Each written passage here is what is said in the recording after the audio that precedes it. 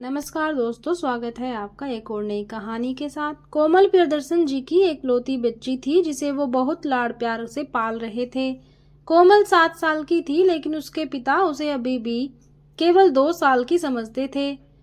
प्रियदर्शन जी का बहुत बड़ा कारोबार था। शहर के बीचों बीच आलीशान कोठी, कई नौकर उनके घर की देखभाल करते थे, कई बड़ी बड़ी गाड़ियां, पैसों की कोई कमी नहीं थी। सुबह कोमल सो रही थी, तभी उसकी मम्मी कविता ने उसे उठाया। कोमल जल्दी से अपने पापा से मिलने आ रही थी, क्योंकि पापा चले जाते हैं, फिर रात को देर से आते हैं।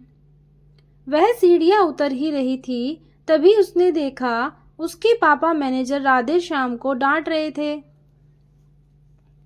राधे श्याम जी, आपको कितनी बार कहा है कि मुझे काम में लापरवाही नहीं चाहिए, लेकिन आप ठीक से काम ही नहीं कर रहे हैं। ऐसा है तो आपको नौकरी से निकाल देता हूँ।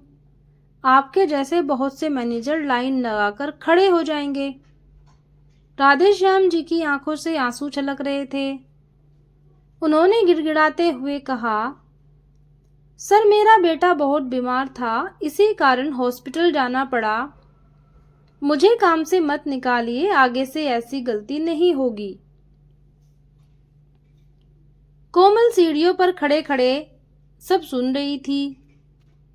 थोड़ी देर बात करने के बाद राधे श्याम जी चले जाते हैं। कोमल अपने पापा के पास आ जाती है। उसे देखकर प्रियदर्शन जी बहुत प्यार से कहते हैं, मेरा बेटा आ गया, आज तो बहुत जल्दी उठ गया। क्या बात है बेटी, कुछ उदास सी लग रही हो, किसी ने कुछ कहा क्या? यह सुनकर कोमल ने मुस्कुराते हुए कहा, नहीं पापा, किसी ने कुछ नहीं कहा है, बस आप वो राधे श्याम अंकल को डांट रहे थे, मुझे अच्छा नहीं लगा, बेचारे रो रहे थे। प्रियदर्शन जी ने कहा, बेटा तुम इन लोगों को नहीं जानती हो, ये लोग कोई ना कोई बहाना बनाते रहते हैं। आगे से मैं ध्यान रखूंगा कि तुम्हारे सामने ये सब ना हो। प्रियदर्शन जी बातें कर ही रहे थे, तभी कविता जी ने आकर कहा, चलो आपको ऑफिस के लिए देर हो रही होगी, कोमल को भी तैयार होकर स्कूल जाना है। कुछ देर में कोमल के पापा चले जाते हैं। कोमल भी तैयार होकर स्कूल चल देती है। स्कूल में भी उसका मन नहीं लगता। घर आकर वो अपनी मम्मी को सारी बात बताती है। मम्मी, हम पैसे वाले हैं तो क्या सब हमारे नौकर हैं? कविता जी ने कहा, नहीं बेटा, ऐसा नहीं है, तुम ये सब मत सोचो। रात को कविता जी ने प्रियदर्शन जी से बात की और उन्हें सब बताया। वो बोले, मैं कोशिश करूंगा कि आगे से किसी को भी घर पर ना बुलाऊं। कुछ दिन बाद कोमल का जन्मदिन था। कोमल ने स्कूल की कुछ सहेलियों को पार्टी में बुलाया था। उनमें से एक बहुत गरीब घर की लड़की पायल भी थी। उसके पिता चौकीदार थे। पहले तो उसने मना कर दिया, लेकिन कोमल के जिद करने पर वह आने के लिए तैयार हो गए। दोनों बाप बेटी तैयार होकर कोमल के घर पहुंच जाते हैं। कोमल पायल को देखकर बहुत खुश होती है, लेकिन उसके माता पिता पायल और उसके पिता को देखकर बहुत गुस्सा हो जाते हैं। प्रियदर्शन जी कहते हैं, बेटा, ये कैसे लोगों से दोस्ती कर रखी है, इन्हें यहाँ से जाने के लिए कहो, नहीं तो मैं भी नौकरों से कहकर इन्हें बाहर करवा देता हूँ। कोमल बोली, क्या हुआ पापा, पायल मेरी सबसे अच्छी दोस्त है। कविता जी कहती हैं, बेटा, दोस्ती बराबर वालों में ही की जाती है, ये हमारे लायक नहीं है। इनकी बातें सुनकर पायल और उसके पिता वापस चले जाते हैं। कोमल को ये सब बहुत बुरा लगता है। वह किसी से बात नहीं करती। अगले दिन से वह खाना पीना सब छोड़ देती है। शाम तक उसकी तबीयत खराब होने लगती है। उसके माता पिता परेशान हो जाते हैं। वे कोमल को बहुत मनाने की कोशिश करते हैं, लेकिन कोमल नहीं मानती। वे डॉक्टर को भी बुलाते हैं।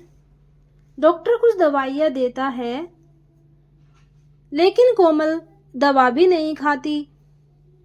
इसी तरह 2 दिन बीत जाते हैं। कविता जी का रो रो कर बुरा हाल हो जाता है। कोमल बेहोश सी होने लगती है। अपनी बच्ची की ऐसी हालत देखकर प्रियदर्शन जी बहुत परेशान हो जाते हैं। बड़े से बड़े डॉक्टर भी जवाब दे देते हैं। कविता जी बहुत मुश्किल से कोमल से बात करती है। कोमल उन्हें बस इतना ही कहती है, मम्मी मैं गरीब होना चाहती हूँ, जिससे किसी गरीब का दिल न दुखा पाऊँ। यह सुनकर उसके मम्मी पापा को गहरा धक्का लगता है। वे समझ जाते हैं कि उनका गरीबी से भेदभाव ही उनकी बेटी के लिए जानलेवा रोग बन गया है। प्रियदर्शन जी अपनी बेटी से कहते हैं, बेटी आज के बाद मैं किसी का अपमान नहीं करूंगा। कविता जी भी अब उसे समझाती रही। प्रियदर्शन जी उसे छोड़कर स्कूल पहुंच गए। वहां प्रिंसिपल को सारी बात बताई। उसके बाद वे पायल को लेकर उसके घर गए। प्रियदर्शन जी ने कहा, भाई जी मुझे माफ कर दो, मैंने उस दिन आपका अपमान किया था। मेरी बेटी उसी दिन से खाना पीना छोड़कर बीमार पड़ी है। मुझ पर एक एहसान कर दो, मेरे साथ चलो। पायल के पिता पायल को साथ लेकर उनके घर पहुंच गए। पायल ने कोमल से कहा, देख मैं आ गई, तेरे पापा मुझे लाए हैं और अब वे कभी गुस्सा नहीं करेंगे। प्रियदर्शन जी ने कहा, बेटा अब तो कुछ खा ले, देख मैंने अपना घमंड छोड़ दिया है। अब मैं अपनी सारी दौलत गरीबों में बांट दूंगा और अब तू भी अपनी जिद छोड़ दे।